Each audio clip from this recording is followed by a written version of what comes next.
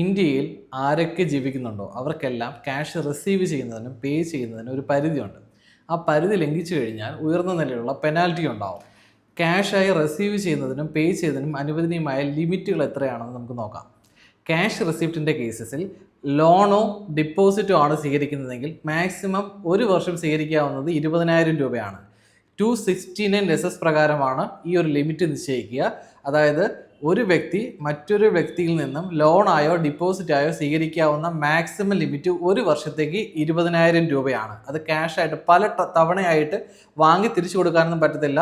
മൊത്തത്തിൽ ക്യാഷായിട്ട് റിസീവ് ചെയ്യാൻ പറ്റുന്നത് 20,000 രൂപയാണ്.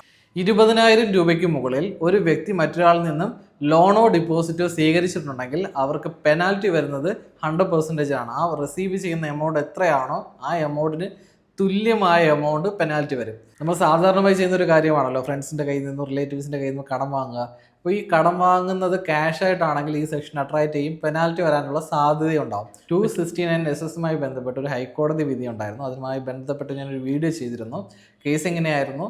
ഒരു വ്യക്തി മറ്റൊരാൾക്ക് ക്യാഷായി കുറച്ച് എമൗണ്ട് കടം കൊടുക്കുകയും അതിന് എഗെയിൻസ്റ്റ് ആയിട്ട് സെക്യൂരിറ്റി ചെക്ക് കൊടുക്കുകയും ചെയ്തിരുന്നു. അത് മടങ്ങുകയും അതിന് ഹൈക്കോടതി എത്തുകയും ഹൈക്കോടതി ഇങ്ങനെ പറയുന്നു, 269 SS പ്രകാരം 20,000 രൂപയ്ക്ക് മുകളിലുള്ള ക്യാഷ് ക്രെഡിറ്റ് ഒന്നും നിയമസാധുതയുള്ളതല്ല.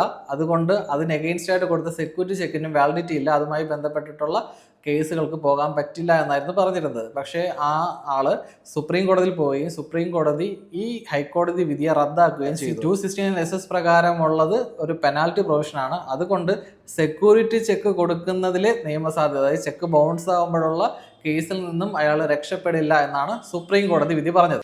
ലോണോ ഡെപ്പോസിറ്റോ അല്ലാത്ത സിറ്റുവേഷനിൽ ഒരു വ്യക്തിയുടെ കയ്യിൽ നിന്നും മാക്സിമം ഒരു ദിവസം വാങ്ങാവുന്നത് 2 ലക്ഷം രൂപയാണ്. ഇപ്പോൾ 2 ലക്ഷം രൂപയ്ക്ക് മുകളിൽ ഒരു വ്യക്തിയുടെ കയ്യിൽ നിന്ന് ഒരു ദിവസം നമ്മൾ റിസീവ് ചെയ്യാൻ പാടില്ല. അത് പല ട്രാൻസാക്ഷൻ്റെ എമൗണ്ടുകൾ ആഡ് ചെയ്തതാണെങ്കിലും നമ്മൾ വാങ്ങാൻ പാടില്ല. അതുപോലെ തന്നെ ഒരു ട്രാൻസാക്ഷൻ്റെ മുകളിൽ 2 ലക്ഷം രൂപയ്ക്ക് മുകളിൽ നമ്മൾ സ്വീകരിക്കാൻ പാടുള്ളതല്ല. ഒരു ഉദാഹരണം പറയാം. നമ്മുടെ കയ്യിലൊരു കാറുണ്ട്, നമ്മൾ ഉപയോഗിച്ചുകൊണ്ടിരുന്ന കാറാണ്, നമ്മൾ വിൽക്കുകയാണ്. അതിൻ്റെ വില 15 ലക്ഷം രൂപയാണെന്ന് വിചാരിക്കുക. ആ വാഹനം വിൽക്കുമ്പോൾ നമുക്ക് ആ വാഹനത്തിൻ്റെ പ്രൈസിൽ നിന്ന് മാക്സിമം 2 ലക്ഷം രൂപ വരെ മാത്രമേ ക്യാഷ് ആയിട്ട് വാങ്ങാൻ പറ്റുള്ളൂ. അത് കഴിഞ്ഞ് ബാലൻസ് എമൗണ്ട് മുഴുവനും നമ്മുടെ ബാങ്ക് അക്കൗണ്ടിൽ തന്നെ നമ്മൾ സ്വീകരിക്കേണ്ടി വരും.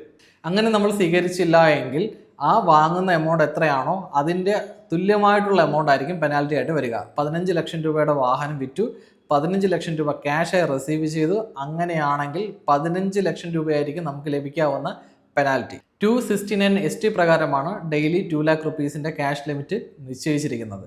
ഇത് നമ്മൾ ഓരോ സാധാരണക്കാരും ചെയ്യുന്ന ഒരു തെറ്റുമാണ്. അല്ലെങ്കിൽ നമ്മൾ ഈ പറഞ്ഞ പോലെ 269 ST പറയുന്ന തരത്തിലുള്ള നിയമങ്ങൾ ലംഘിച്ചിട്ടായിരിക്കും പേയ്മെൻറ്റുകൾ സ്വീകരിക്കുന്നത്.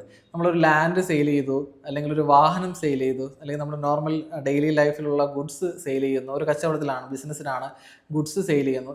ഇങ്ങനെയുള്ള എല്ലാ സിറ്റുവേഷനിലും നമുക്ക് ഈ 2 lakh എന്നുള്ള ലിമിറ്റ് നമ്മൾ പാലിച്ചേ പറ്റുള്ളൂ. പലപ്പോഴും പല ആളുകളും ചെയ്യുന്നൊരു കാര്യമാണ്, ലാൻഡ് സെയിൽ ചെയ്യും അല്ലെങ്കിൽ ബിൽഡിംഗ് സെയിൽ ചെയ്യും. ഒരു 50 ലക്ഷം രൂപയ്ക്ക് സെയിൽ ചെയ്ത് കഴിഞ്ഞാൽ മാക്സിമം എമൗണ്ട് ക്യാഷായിട്ട് സ്വീകരിക്കും. ഈ ക്യാഷായിട്ട് സ്വീകരിച്ച് ബാങ്കിലൊക്കെ കൊണ്ട് ഡെപ്പോസിറ്റ് ചെയ്യും. അപ്പോൾ നിങ്ങൾക്കെതിരെ ഒരു ഇൻകം ടാക്സ് സ്ക്രൂട്ടണിയോ ഇൻകം ടാക്സ് ഇൻവെസ്റ്റിഗേഷനോ ഒക്കെ വന്നെന്ന് വിചാരിക്കുക. ആ സമയത്ത് നമുക്ക് ലഭിച്ച ഇൻകത്തിൻ്റെ സോഴ്സ് അത് ക്യാഷായിട്ടാണോ അല്ലെങ്കിൽ ബാങ്കിലാണോ വന്നത് എന്ന് നമ്മൾ അവിടെ എക്സ്പ്ലെയിൻ ചെയ്യേണ്ട ആവശ്യം വരും. അങ്ങനെ അത് ഫൈൻഡ് ഔട്ട് ചെയ്യുകയാണ്, ക്യാഷായിട്ട് റിസീവ് ചെയ്യുന്നതായിട്ട് ഫൈൻഡ് ഔട്ട് ചെയ്യുകയാണെങ്കിൽ ജോയിൻറ്റ് കമ്മീഷണർക്ക് അധികാരമുണ്ട് 100%. ഇപ്പോൾ 50 ലക്ഷം രൂപയുടെ പ്രോപ്പർട്ടി വിറ്റിട്ട് നമുക്കൊരു 25 ലക്ഷം രൂപ ക്യാഷായിട്ട് സ്വീകരിച്ചിട്ടുണ്ടെങ്കിൽ ആ 25 ലക്ഷം രൂപയ്ക്ക് തുല്യമായിട്ടുള്ള എമൗണ്ടിന് നമുക്ക് പെനാൽറ്റി തരാൻ പറ്റും. ഇതെങ്ങനെ അവർ അറിയുന്നു എന്നുള്ളത്, നമ്മൾ രജിസ്റ്റർ ഓഫീസിൽ ഈ ലാൻഡ് രജിസ്റ്റർ ചെയ്യുമ്പോൾ തന്നെ നമുക്ക് നമ്മുടെ ഈ ട്രാൻസാക്ഷൻ ഇൻഫർമേഷൻ ഇൻകം ടാക്സിൽ പോകുന്നുണ്ട്. ഇപ്പോൾ TDS 50 ലക്ഷം രൂപയാണ് TDS പിടിക്കുന്ന ലിമിറ്റ് എങ്കിലും അതിന് താഴെയുള്ള ലാൻഡ് സെയിൽ പോലും നമ്മുടെ ഇൻകം ടാക്സ് ഡിപ്പാർട്ട്മെൻറ്റിനെ രജിസ്റ്റർ ഓഫീസിൽ നിന്ന് അറിയിക്കുന്നുണ്ട്. സോ ഇൻകം ടാക്സിൻ്റെ കയ്യിൽ നിങ്ങളുടെ വിവരങ്ങളെല്ലാം ഉണ്ട്. ക്യാഷ് പേയ്മെൻറ്റുമായി ബന്ധപ്പെട്ട് 20,000 രൂപയാണ് നമുക്ക് ലോണോ ഡിപ്പോസിറ്റോ മാക്സിമം ഒരു ദിവസം ക്യാഷായി ചെയ്യാൻ പറ്റുന്ന ലിമിറ്റ്.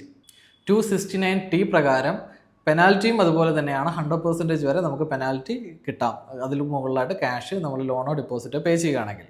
ഞാൻ ഈ പറഞ്ഞ ലിമിറ്റുകളൊന്നും banking companies, post of savings, ഗവൺമെൻറ്റിനൊന്നും ബാധകമല്ല. ഈ സെക്ഷൻസിൽ നിന്നെല്ലാം ഇവരെല്ലാം എക്സംപ്റ്റഡ് ആണ്.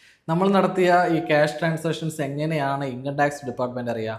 ഒന്ന്, നിങ്ങളുടെ അക്കൗണ്ട്സ് ഓഡിറ്റ് ചെയ്യേണ്ട ആവശ്യമുണ്ടെങ്കിൽ ഓഡിറ്റ് ചെയ്യുന്ന സമയത്ത് നമ്മൾ ഈ പറഞ്ഞ സെക്ഷൻസിൻ്റെ വയലേഷൻ നടന്നിട്ടുണ്ടോ എന്നുള്ളത് ഫൈൻഡ് ഔട്ട് ചെയ്ത് ഓഡിറ്റിൽ റിപ്പോർട്ടിൽ കാണിക്കാറുണ്ട്. അപ്പോൾ ആ ഇൻഫർമേഷൻ ഇൻകം ടാക്സിന് ലഭിക്കും. അത് വെച്ചിട്ട് ഇൻകം ടാക്സിന് ആക്ഷൻ എടുക്കാം. അതുപോലെ നിങ്ങളുടെ അക്കൗണ്ട്സ് സ്ക്രൂട്ടിനി വിളിക്കുകയോ അല്ലെങ്കിൽ നിങ്ങൾക്കൊരു ഇൻവെസ്റ്റിഗേഷൻ നിങ്ങളുടെ പേരിൽ ഉണ്ടാവുകയോ ഇൻകം ടാക്സ് ഇൻവെസ്റ്റിഗേഷൻ ഉണ്ടാവുകയോ ചെയ്യുകയാണെങ്കിലും, അല്ലെങ്കിൽ മറ്റൊരാൾ നിങ്ങളുടെ പേരിൽ ഒരു കേസ് കൊടുക്കുകയാണ്, ഒരു പരാതി കൊടുക്കുകയാണ്, ഒരു അത്യാവശ്യം വാലിഡ് ആയിട്ടുള്ള പ്രൂഫ് വെച്ചിട്ട് ടാക്സ് വയലേഷനെ കുറിച്ചിട്ട് ഒരാൾ ഒരു കംപ്ലയിൻറ്റ് കൊടുക്കുകയാണെന്ന് വിചാരിക്കുക. അങ്ങനെയുള്ള സിറ്റുവേഷനിലും ഇൻകം ടാക്സ് ഇൻവെസ്റ്റിഗേഷൻ ഉണ്ടാവാം. ഇൻകം ടാക്സ് ഇൻവെസ്റ്റിഗേഷൻ ഉണ്ടാകുമ്പോൾ നിങ്ങളുടെ ട്രാൻസാക്ഷൻ, നിങ്ങളുടെ ഇൻകം എല്ലാം നിങ്ങൾ പ്രൂവ് ചെയ്യേണ്ടി വരും. ഇൻകം പ്രൂവ് ചെയ്യുന്നത് ഏത് രീതിയിലാണോ നിങ്ങൾക്ക് റിസീവ് ചെയ്തതെന്ന് ഉൾപ്പെടെ നിങ്ങൾ ഇൻകം ടാക്സ് ഡിപ്പാർട്ട്മെൻറ്റ് അറിയിക്കേണ്ടി വരും. ഇൻകം ടാക്സിനെ ഡിപ്പാർട്ട്മെൻറ്റ് അറിയിക്കുന്ന സമയത്ത് ലാൻഡ് പോലുള്ള കാര്യങ്ങളിലാണ് കൂടുതൽ പ്രശ്നം വരുന്നത്. ലാൻഡ്, വെഹിക്കിൾ, ഈ കാര്യങ്ങളിലായിരിക്കും കൂടുതൽ നിങ്ങൾക്ക് പ്രശ്നം വരിക. അപ്പോൾ നിങ്ങളുടെ സോഴ്സ് ഓഫ് ഇൻകം ഈ പറഞ്ഞ പർട്ടിക്കുലർ പ്രോഡക്റ്റ്, ലാൻഡോ അല്ലെങ്കിൽ വാഹനമോ വിറ്റതായിരിക്കാം. അതിന് നിങ്ങൾ ഓൾറെഡി ടാക്സും അടച്ചിട്ടുണ്ടാവും. എന്നിരുന്നാലും റിസീവ് ചെയ്തത് ക്യാഷ് ആയിട്ടാണ് കിട്ടിയിരിക്കുന്നതെങ്കിൽ വീണ്ടും സെക്ഷൻസ്, ഈ പറഞ്ഞ സെക്ഷൻസ് നിങ്ങളെ അത് അട്രാക്റ്റ് ചെയ്യും. അട്രാക്റ്റ് ചെയ്യുന്ന സമയത്ത് പെനാൽറ്റി ഉണ്ടാവും. കൂടുതൽ ആളുകളുടെയും സംശയമാണ് ബാങ്ക് അക്കൗണ്ടിൽ എത്ര രൂപ വരെ ഇൻവെസ്റ്റ് ചെയ്യാമെന്നുള്ളത്. അപ്പോൾ അതിനെക്കുറിച്ച് നിങ്ങൾക്ക് അറിയണമെങ്കിൽ ബാങ്ക് എന്ന് കമൻറ്റ് ചെയ്യുക. ഞാൻ അതുമായി ബന്ധപ്പെട്ട ഒരു വീഡിയോ ചെയ്യാം. കൂടുതൽ ഇൻട്രസ്റ്റിംഗ് വീഡിയോകൾക്കായി ചാനൽ ഒന്ന് സബ്സ്ക്രൈബ് ചെയ്യുക.